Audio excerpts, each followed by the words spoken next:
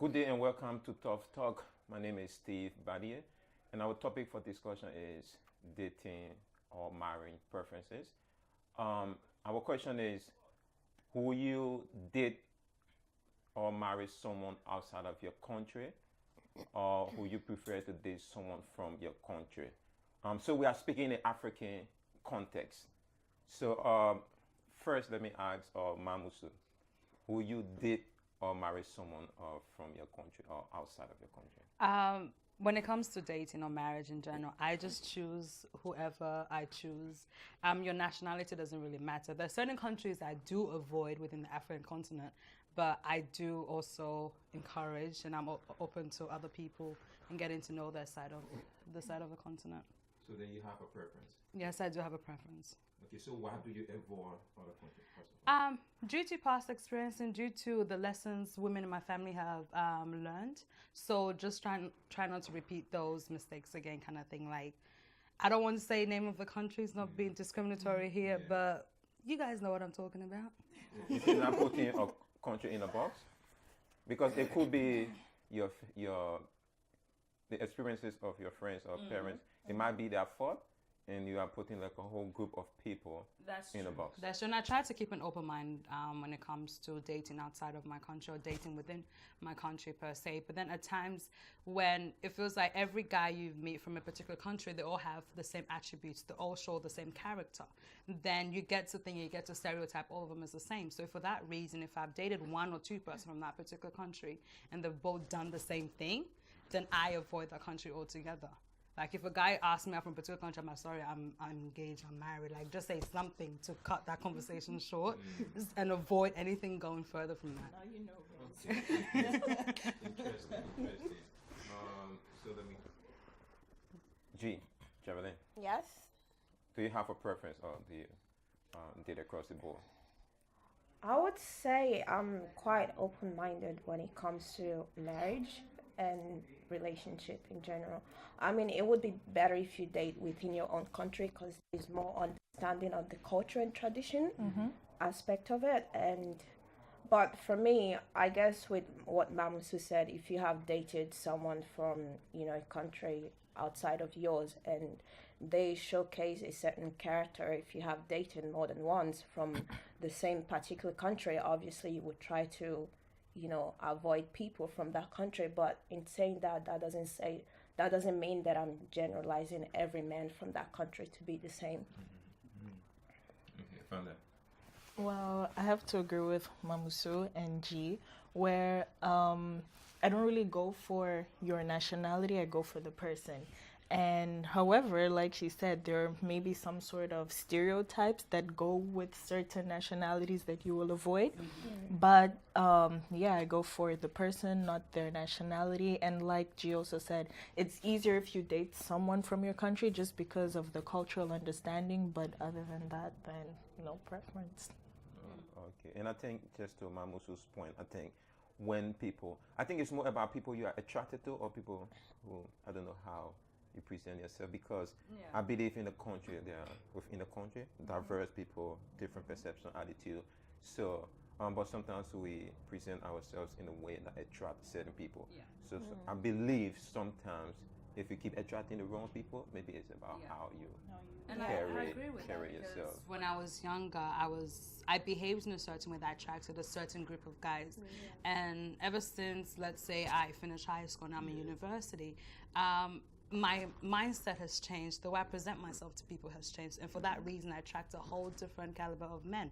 I don't attract boys with baggy jeans. Once in a while, you do, but then when they know that you're both on different levels in life, you're both chasing two different things, then it kind of chases them away and they don't approach you in that way anymore. Because when you present yourself in a certain way, you present yourself as an intelligent woman who has dreams and has plans and ways to achieve that. Not every guy is going to come your way like that. Majority of the guys will be scared to approach you, and that's what I have learned over the years. Okay, so then let's go to just two prompt questions here. One, it's like how much of a role do parents play in this whole concept of dating within your own culture, which seems to be, I'm not sure how popular it is before. I mean, it is now, but it was popular before. within African culture? And two, why would you choose to date within your relationship as opposed to, I mean, your culture and country as opposed to different African country? What are some of the advantages, benefits that you could point to say, for these and these reasons, I would like to date within my country or outside of it? For me personally, I come from a household where both of my parents are the same tribe. They grew up in the same village. They come from the same people. And with that, we've been able to learn one language and one language alone. And I guess when you date or marry somebody outside of your culture, you have to try and balance the two different languages and traditions. But within our house, we've got one tradition and one culture, one language altogether. I guess that's one of the benefits. But at the same time, for me personally, being a Cyrillian and coming from the Mende tribe, I don't go out of my way to find a guy from my tribe. I don't go out of my way to find a guy from Cyrillian and whatsoever. Maybe because of the things I have seen within my country, the things I've seen within my culture, and I just feel that maybe that's not the life I want for myself. And I'm not saying all guys from my country are bad per se, but I don't go out of my way to find one from my country. I go for whoever finds me. I never find you, kind of thing. Yeah. Beautiful. Okay, G. Yeah, pretty much what she says. Like, I'm not selective of, I guess, if I'm to date or marry someone, I'm not going to say, oh, I must marry someone who's from my own tribe, because in my family, my parents are both different tribe from different country. My father is a South African, my mother is a Nigerian. And we tend, over the years, we have, learned different cultures, and we did it in a way that we were able to balance that, and that has not been any issue. So for me, I'm not going to say, you know what, I have to marry a South African or I have to marry a Nigerian because of that or this. Like Mamusu mentioned before, I go for whoever finds me. At the end of the day, it's more of personality wise that I'm looking for, and someone that I can connect with. Yeah. So yeah. Okay. Yes, so like Alvana. Whoops, sorry. But basically, what's wrong with my voice today? But yeah, I'd have to agree with Mamusu also that basically the advantages of staying within your culture or someone from the same nationality, it's basically easier in terms of your culture, traditions, language, and also when it comes to building your family, you don't have to switch between like, which language will we teach first, what traditions will we do, how will we mix them, so it's just more convenient. Yes. But in terms of how parents play a role, obviously your parents will want you to date someone from same culture, same religion, or same country. Just because when meeting the other family, it's gonna be easier. Like the traditions are the same. I arrive there, I know what's gonna happen.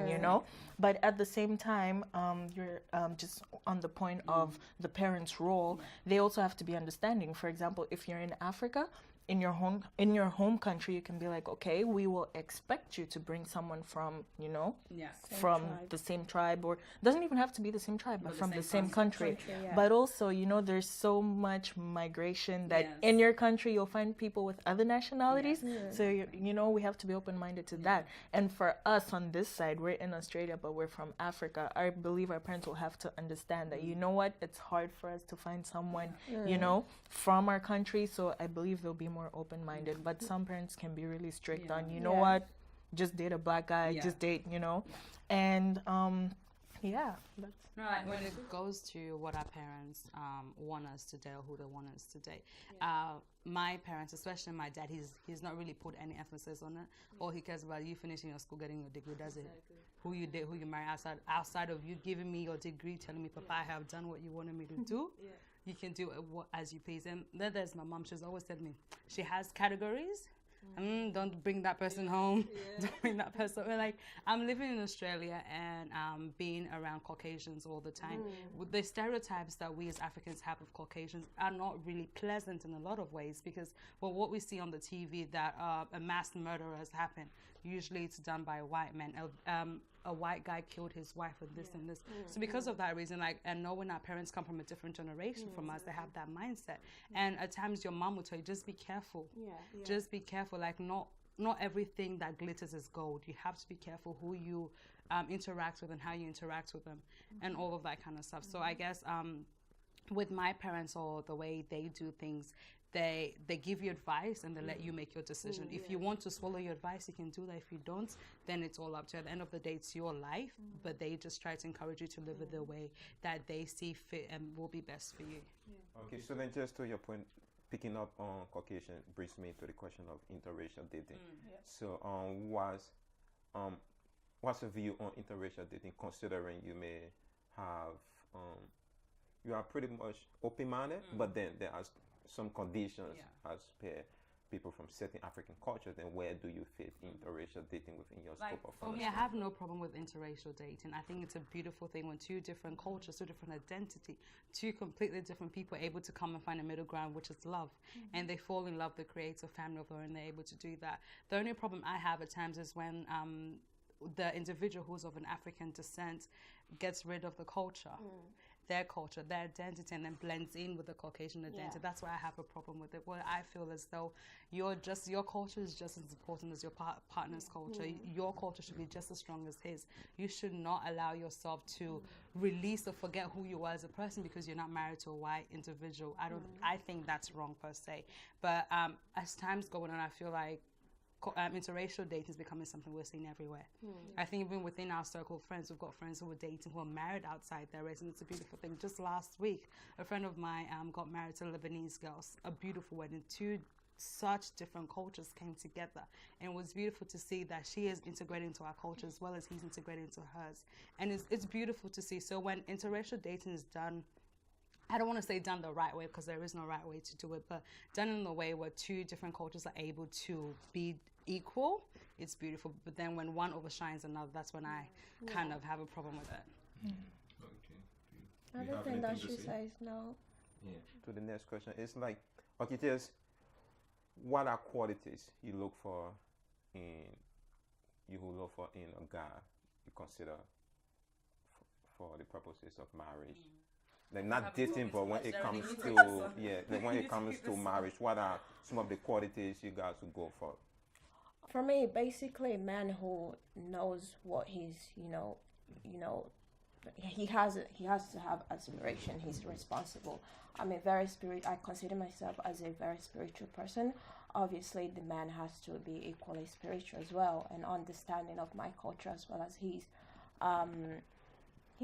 Basically those things.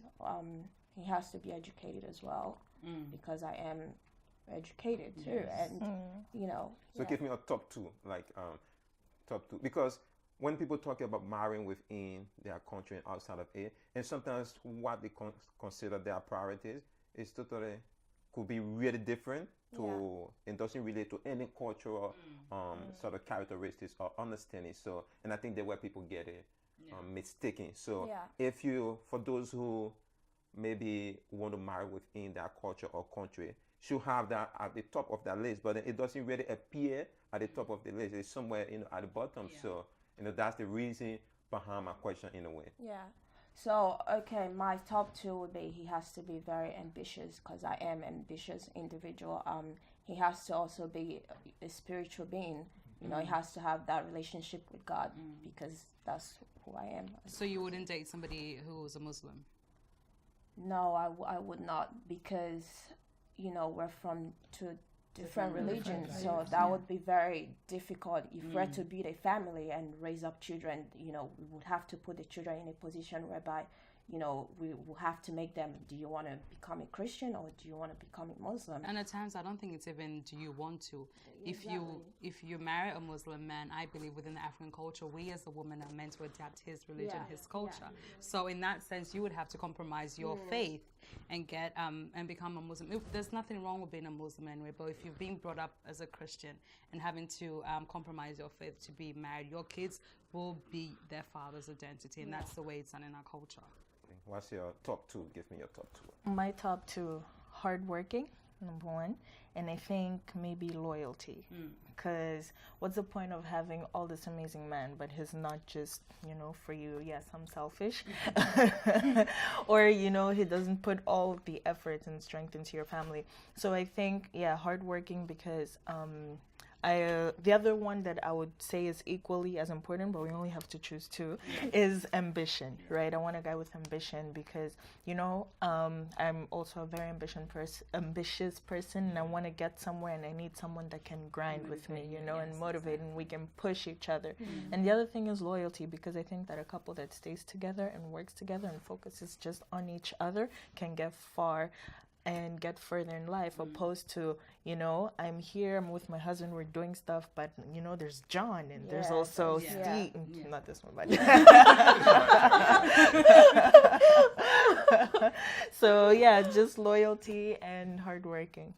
So then, Mamus, give me your top two. My top two, God-fearing. I think a man who is God-fearing, then you have all the other qualities that I will end up loving.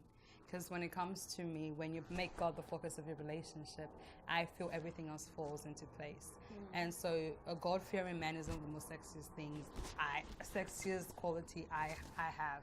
And when you're God-fearing, you've got an ambition. Because like both of you ladies have said, we're all here very motivated and very ambitious women. And we need a guy to help us grow in that sense, where we're able to grind together, we're able to work towards a purpose, towards a future. Because we're in the 21st century, we have to make ways for ourselves. We can't depend on anybody or anything else to make a way for us. So when you're in a relationship and your partner is just as ambitious as you're able to create goals and achieve them. Have a 5-year plan, a 10-year plan, and then work together in making that come to pass. So for that reason, those are my two biggest qualities. Okay, and I think for me, it's like, because both of you, or you guys mentioned religion, and for me, I really don't care if considering who I want to marry, because I'm spiritual. I'm not sure if I'm religious nowadays. I'm more of a spiritual person, and once you have that connection with God and you relate to God in your own way, that is important for me. I really don't care who, Christian or Muslim, because and I wouldn't want that to be the center of my relationship. Yeah. So once it is not the center of my relationship, practice your religion whichever way you want to, and it's all good. But then just to close, I want you guys to sort of, in the Australian context, because we are in Australia, we are not in Africa, we mingle every time with Africans from different countries or backgrounds. So my thing now is like, can you convince people based on your position why should they believe or take your approach considering or marriage or dating? No, that's quite a difficult question to answer, because I don't like imposing my belief or the way I do things on other people. But why do you think it is right to have that belief? I think for me, it works. It works for me. Yeah. And I've been doing well with the concept that I have. Like, just because I avoid 3 or 4 different African countries, I don't feel like I'm losing anything, because when I look at the women who are dating from those countries, I'm like, this is not encouraging me to date from that country again, you know what I mean? So I don't think I'm losing anything, but at the same time, don't hold my perspective on the table and say that's the path you should walk on. Who you love is who you love, regardless of religion, regardless of tradition, regardless of country. Love is love, and I think the best kind of love is when it comes out of the blue, where you don't expect it, and you're able to fall in love with an individual, not their culture, not their religion, and not their country. So I would encourage anyone, everybody, don't choose the 3 countries I've chosen to avoid, but follow your heart. And for me, I'm the type, I believe in repetition. So if you've done something to hurt me once, I feel like you're going to do it again. I think your character says a lot about you. So if you've hurt me once and you've hurt other girls once before, then not going to do that again. And as well as when things are moving on in life, I feel like history always repeats itself. And one thing I know for sure is the fact that I may not have been good for you, but I don't think that you're going to impose what you did to me to somebody else. I try to give people the benefit of the doubt, but I'm not going to date you again. Okay. But I give a benefit of the doubt that you're going to be good for somebody else, because we're not all meant for each other. Yeah. Beautiful. Okay, G. Everything she said. We all have different experiences from our relationships. So just because that man isn't good for me doesn't mean they're not good it's not for good you. for someone else. So, Yeah. Well, Mama Sue, you always take everything from everyone. But okay, why would I think that my point of view would be, like one that I wouldn't really say that should be imposed, but one thing that I can say that I like about myself, that I would like others to also do the same, is that when choosing people, I don't, okay, obviously you'll have a few filters, Yeah. right? But I tend to just respect people as they are, you know? Like when it comes to love, I decide to, not that I decide, but I can say I would be blind to color, religion, and so many other things that has to do with, let's say, What shapes you? like what shapes you kind of, but you just need to have a few internal characteristics, like the top qualities that I would expect you to have as a person, but that's just my personal preference. Everyone has their own. But I think in terms of more of the physical, you know, I just tend to just ignore many things because I would respect the person as an individual and not for what they are, what they have, especially now in a materialistic world. And that's one thing that I would personally love to see more in people, that, you know what, they're not dating someone just because, you know, he's this or he's from that religion, from that country, but I am with that person, yes, or that family. I'm just with that person just because of them, you know? And that's one thing I would really like to see more out there and more in people. And Okay, yeah. So like I said, I struggle myself before making the decision of, you know, who to marry or from which country. And now I think personally it's like I would advise people to be sort of broad-minded when it comes to marriage and consider someone from an African background. For me, that's my approach to it. And two, you have to. That's what I asked. What are top two priorities? It could be five, so and so. But if it doesn't include cultural background, like if it is not at the top of your priority, never consider it. If you are a progressive person, look for someone who is progressive. You know, for me as a black man, I respect the black family.